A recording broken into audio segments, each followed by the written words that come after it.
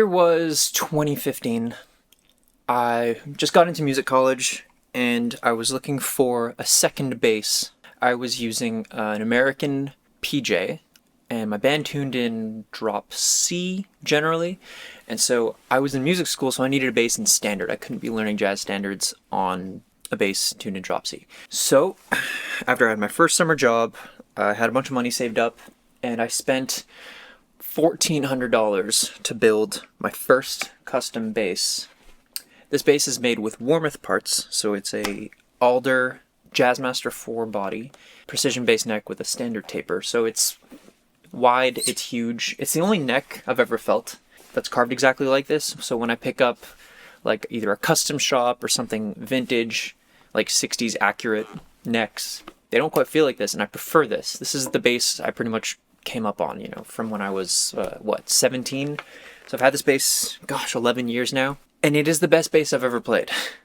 I'm super lucky and cursed in a way, which I'll get to. This bass weighs more than the average bass, but it's not too heavy.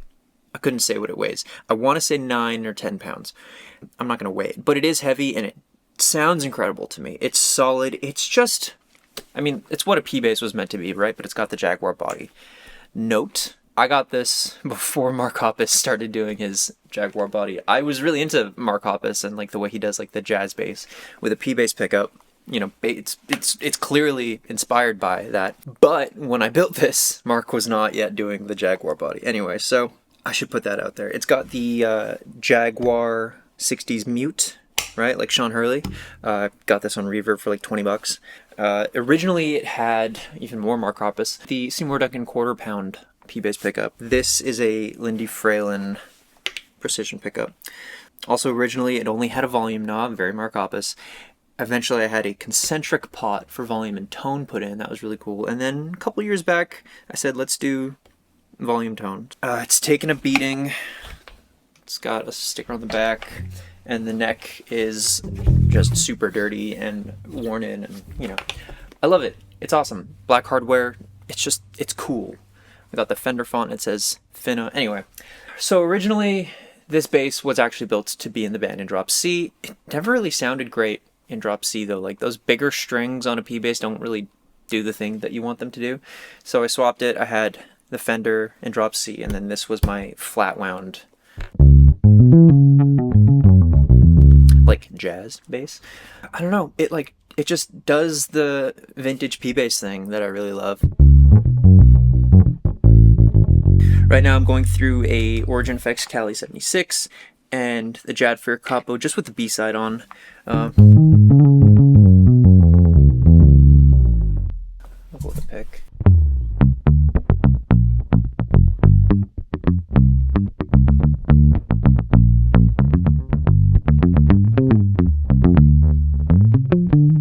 It lends itself super well to this rubber pick. Rubber pick was given to me by a good friend David DeRosier, and I fell in love with the way this feels. Playing like flat picking with a 3mm rubber pick by Mix Picks. Right up here by the neck.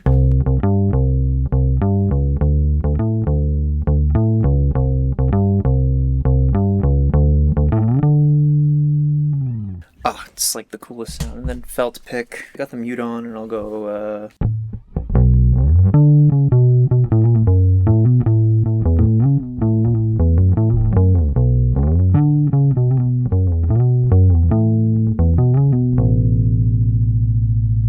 yeah.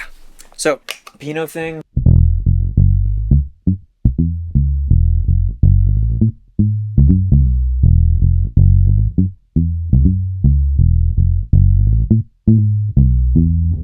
I always loved this bass. I never realized how special it was until I was on a session with amazing guitar player musician Justice Durr. After we wrapped up, I was sitting over somewhere chatting.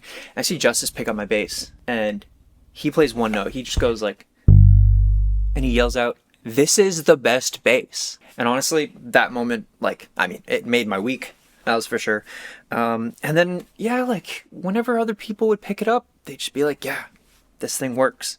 And so I got super lucky, because I didn't choose the body, I didn't choose the neck, I didn't even play the bass. It came to me in parts I put it together, brought it to a couple shops throughout the years to get it fixed up, get the wiring done, and it just works. I lucked out.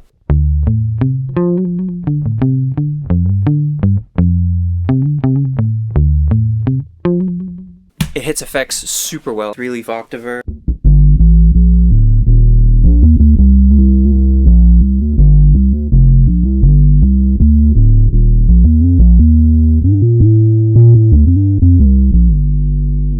You know, it's like my favorite synth controller.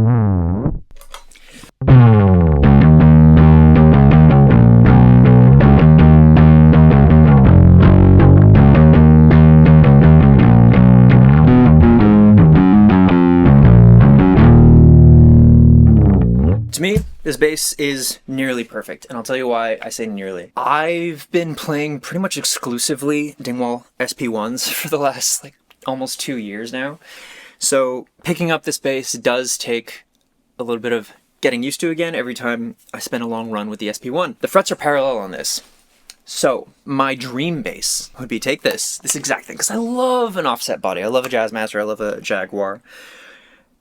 Take this bass and change nothing but make it fan fret. That would be the perfect instrument for me, because I'm used to it and I like the concept of a shorter scale G, but give it like a 34-25 on the E, 32-inch G, change nothing else. They'd be like identical twins, and that's like the one thing you can use to tell them apart is the fan frets. So that would be perfect for me. This bass, again, it's heavy, it packs a punch, it works. Like,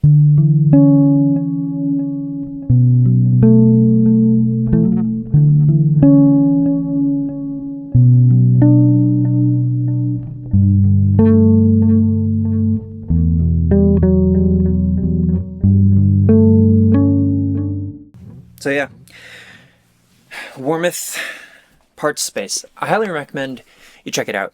You can get lucky and score something awesome.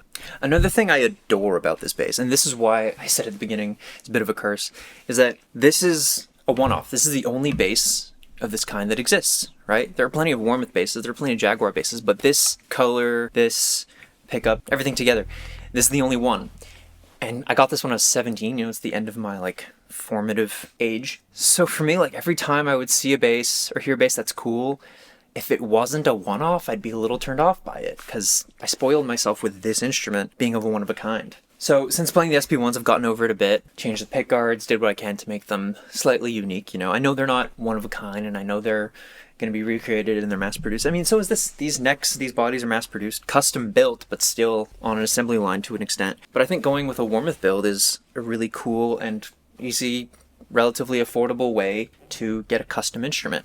I got lucky. This one sounds amazing, feels amazing, and I'll be buried with this bass. I just love it. I've experimented a bit with putting rounds on it, and people like it with rounds. It really hits and spanks, but I gotta say I much prefer it with flats. It's just the way it feels. It's a big bass, and flats are big, and they sound big, and that's just where I'm at. So it's like my Motown machine, but it's not nearly era accurate. Anyway, but it is big. It has those same qualities as a vintage P. So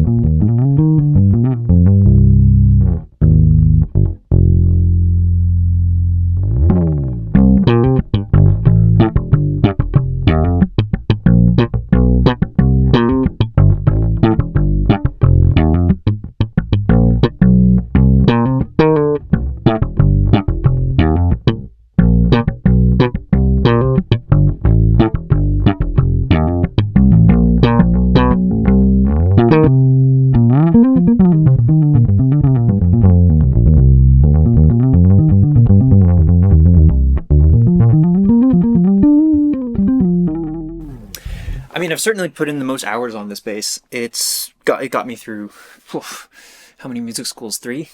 No, 4. Whoa. How old am I? Got me through 4 post-secondary music schools.